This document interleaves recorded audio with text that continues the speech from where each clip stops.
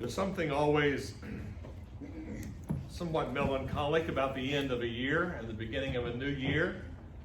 There's something about the transition from an old year to a new year that causes us to engage in some kind of reflection and some kind of contemplation of the past and some kind of anticipation regarding the future. And so I want to read this morning from probably one of the classic texts in the New Testament that addresses maybe the mentality or the perspective that we have as we wrap up an old year and as we move into a new year. We're melancholic when the year concludes, even when it's a year like 2020, because nonetheless it still represents a year of our lives that have passed and months of our lives that have gone by, and it reflects and reminds us of what we have done with the past 12 months or the past 52 weeks. So regardless of the nature of the year itself, there's something about this time of the year that causes us to engage in some kind of melancholic reflection. Yet Paul was not melancholic really at all whenever he wrote the words of our text this morning from the book of Philippians, chapter 3, verse 14. It's a classic text that we have all read time and time again. We're familiar with it, and yet it has a special relevance at this time of the year. The Apostle Paul writes in Philippians chapter 3 these words to one of his favorite congregations. He says, "Brothers and sisters, I count not myself to have laid hands upon it yet, to have gotten hold of it yet." He says, "I don't think that I've arrived. I have goals, I have objectives, I have ambitions in my life, and I have not yet laid hold of those things. I've not yet gotten a firm grasp on those things." He says, "But despite the fact that I have not yet gotten a firm grasp upon all of my goals and my ambitions and my objectives," he says, but this one thing I do." He says, "Forgetting those things which are behind, I reach forth unto those things which are before me." He says, I don't count myself as one who has arrived. He says, I reflect upon my past, I reflect upon my present, I reflect upon my future. I do not count myself as one who has yet arrived. But he says, one thing that I do, I basically, first of all, forget those things which are behind me, put them in their proper perspective. And then secondly, he says, I lean forth, I stretch forth, I reach forth in order to grasp those things that are before me. Question this morning. Who do you look to for a word with regard to the new year? Where do you go in order to find a word for you for the new year as we stand on the edge of the passing of an old year and the beginning of a brand new year? Where do we go in order to have a word of direction and a word of guidance with regard to how we wrap up this year and how we approach the brand new year that lies ahead? That's a good question for all of us to ask. What have we done with the past year? What are we going to do with the next year? And then where do we find a word that will give us direction with regard to what to do with the year 2021? Sometimes we might go to our physician and ask for his or her guidance with regard to how to improve our physical health in the next year. Or we might go to a trainer. We might go to a trainer with regard to getting guidance on how to care for our health in the new year. Other individuals would say, no, Pastor, I go to a mental health specialist in order to know how to get my mind together. I go to my counselor, I go to my psychologist, I go to my advisor, my spiritual advisor, and he gives me a guidance, or she gives me guidance with regard to how to approach the new year. Other individuals might go to an accountant and say, I'm going to have to get my finances in order for the new year.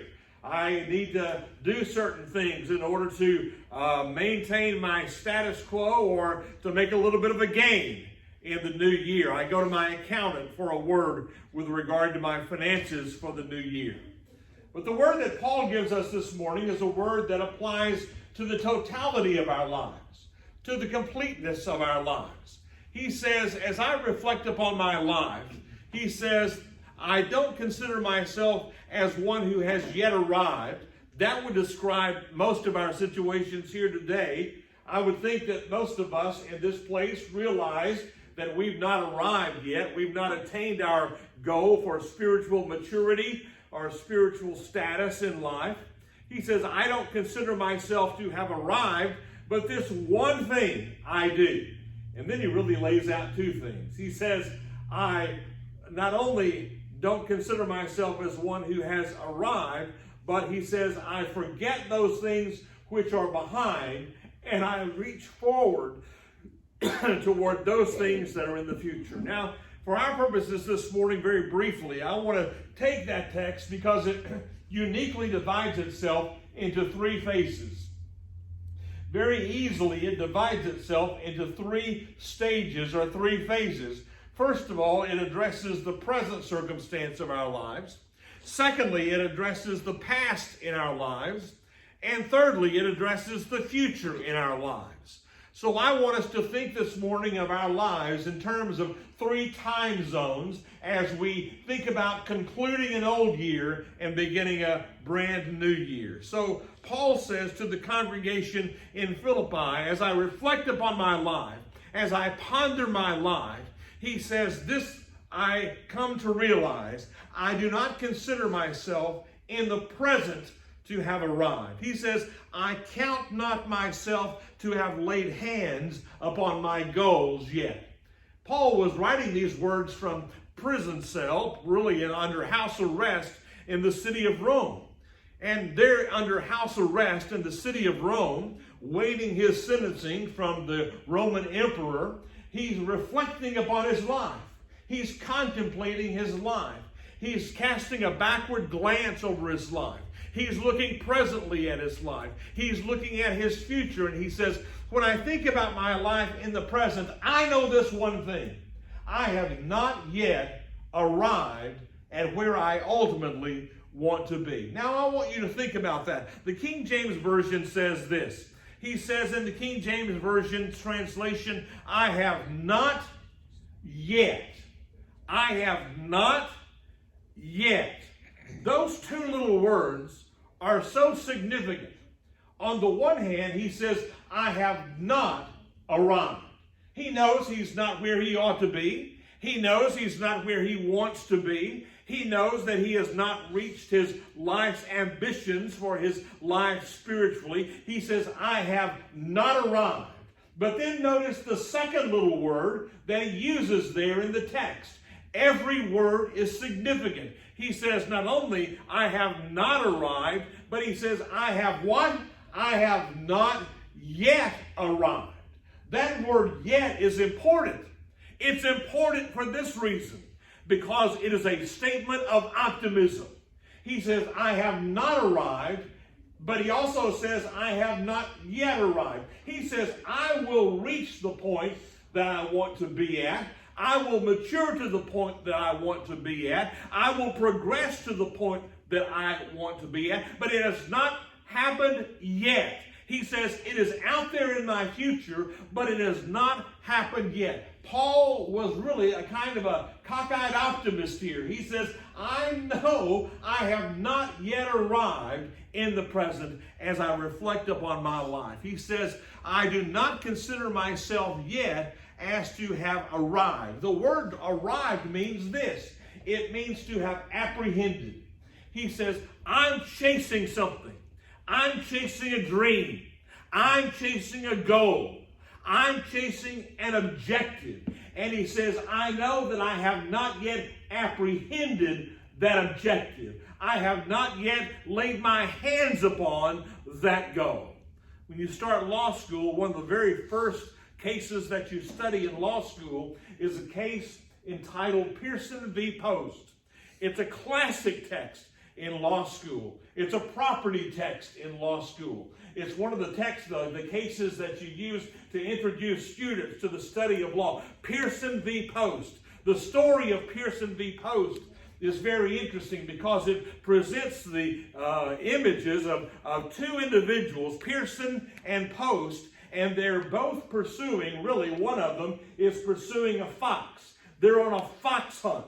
One of them is on a fox hunt, and he has chased the fox over hill and over dale. He has chased the fox until his dogs are exhausted, until he is exhausted. He has jumped over fences. He has gone literal miles in order to capture the fox that he's trying to track down. And then finally, he gets the fox cornered. He gets him trapped.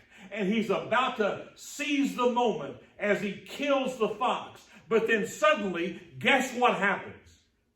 The other party suddenly pops out of nowhere like a game warden, and suddenly the other party, after one party has chased the fox over hill and dale for multiple miles, that other party who suddenly shows up kills the fox and takes it for his own.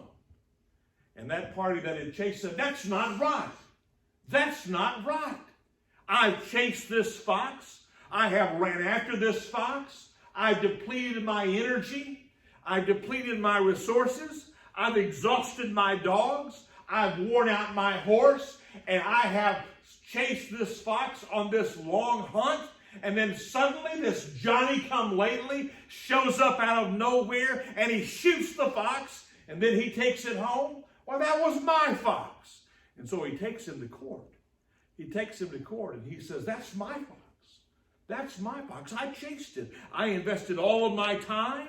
I invested all of my efforts in the pursuit of that fox. And then suddenly this Johnny-come-lately comes up, kills the fox, and takes it home as his own.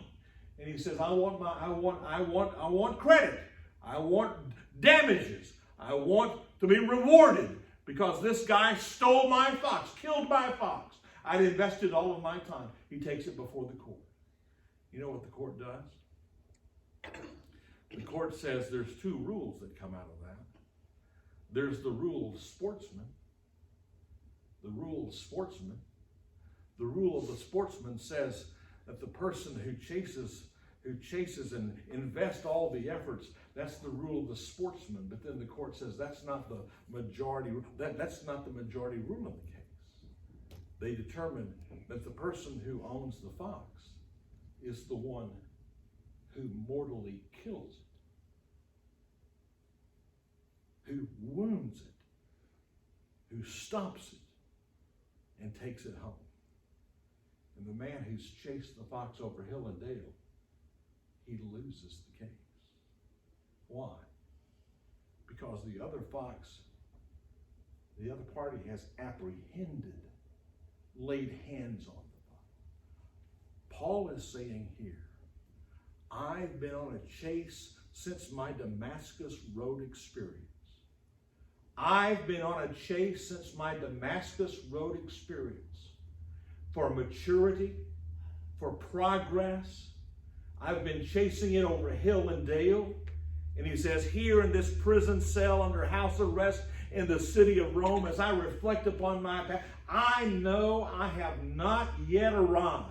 But the time is coming when I will apprehend it like the party apprehended the fox. This morning, we reflect upon our present, just like Paul did. We reflect upon the present. As we wrap up the year 2020, as we move toward the year 2021, we reflect upon our present. We know that we have not yet arrived. What am I saying? I'm saying this: we take inventory. There's no better time in life than this time of the year for you and me to take inventory of our personal lives, where we stand, where we live, how we live, what our priorities are, how we have matured, how we have lost ground. Is our faith stronger? Is our faith weaker? Are we still at the same point? There's no better time for us to take spiritual inventory than in the transition from one old year into a brand new year. So first of all, Paul says, reflect upon your present circumstance in life. Secondly, he says this, look to the past, but do so carefully. He says, this one thing I do, he says, I forget those things which are behind. I forget those things which are behind. I would be willing to bet that there are probably those things in your life that have happened over the past year that you probably need to forget. In light of that, what does Paul mean when he says, I forget those things which are behind? The word has it about the idea, not that we completely shove those things out of our mind, but that we don't allow those things to dominate us. Paul says, there are things in my past that I am not going to allow to completely dominate. I am cognizant of those things. I'm aware of those things. I know where I missed the mark. Those things are a part of my past, but I'm going to forget those things in this sense. I'm not going to allow those things to dominate my life, to control my life, to dictate my life as I move toward the future. Paul is not here saying these things. He's not here saying that we completely erase everything from our mind. He's not saying that we completely eradicate the past from our mind, but he is saying this: we don't allow the past to dominate our lives in the present and in the future. That's a good word for us as we move from an old year to a new year. There are things that all of us look back and say we would change about the past year. Alterations that we would make. Priorities that we would shift. Priorities that we would change. But Paul says, don't allow those things in your reflection upon them to dominate you. Don't allow those things to control you. Maybe there's something in your mind today. Maybe there's something in your life today that has an inclination or a tendency to completely dominate you, to completely overrule you. Something that you deeply regret, something that you deeply are remorseful about. Paul says it's okay to remember that, but don't allow it to dominate, dictate, and control every waking moment of your life in the year ahead. I have a friend at the law school by the name of Chris, and I always think about Chris because when I was preparing this sermon, because when Chris sends you an email, he works in the IT department at the law school, and when Chris sends you an email, his little phrase at the bottom of where his signature is this. At the bottom where his signature, he has a little phrase there that I thought was so apropos. It says this. It says, don't look back. That's not where you're going. Don't look back. That's not where you're going.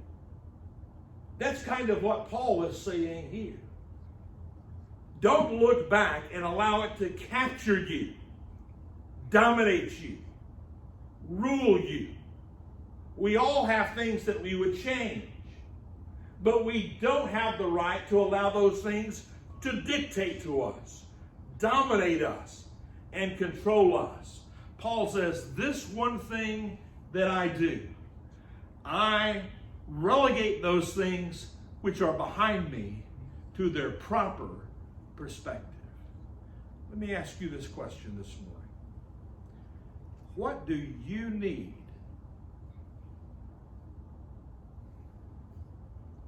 freedom from in this next year? What one thing has the greatest potential in your life to dictate, to dominate, to control the direction of your life? Paul is saying it's okay to remember certain things, but keep putting one foot in front of the other. Keep taking one step after the other. This one thing I do, I relegate those things that are behind me to the past. On this edge of a brand new year, we think about the present. The present. Where are we now? We think about the past. What wants to control us as we sabotage us as we enter into a new year? And then Paul says we think about the future. He says, not only do I leave those things in the past, free myself from the entanglements of those things, but he says this, I reach forth to those things that are before. Warren Wiersbe, in his commentary on those words, I reach forth to those things that are before. Warren Wiersbe says in his comments on these words that it's the image of a runner in the Olympics. It's like the image of a runner in the Olympics as they run and run and run, and then finally they're approaching the finish line, and they lean forward as much as they possibly can to get just ahead of the person who's following on their heels. He says he leans forward. Paul says, I lean forward. I strain. R.C.H. Linsky says this in his commentary on these words. It's the image of someone, a racer, a runner, stretching forth and exerting all of their energy with every nerve, with every muscle, with great intensity, with all of their sweat and all of their work and all of their labor in order to attain the goal of crossing the finish line. Paul says, I reach forth with optimism to those things that are before.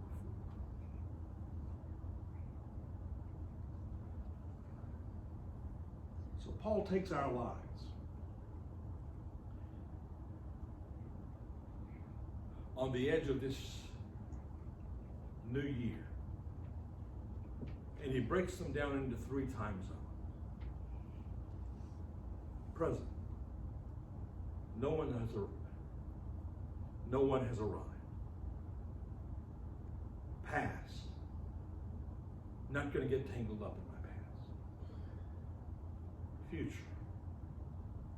I'm going to reach forth and seize the potential of the future that lies ahead. That's a good word for us on the edge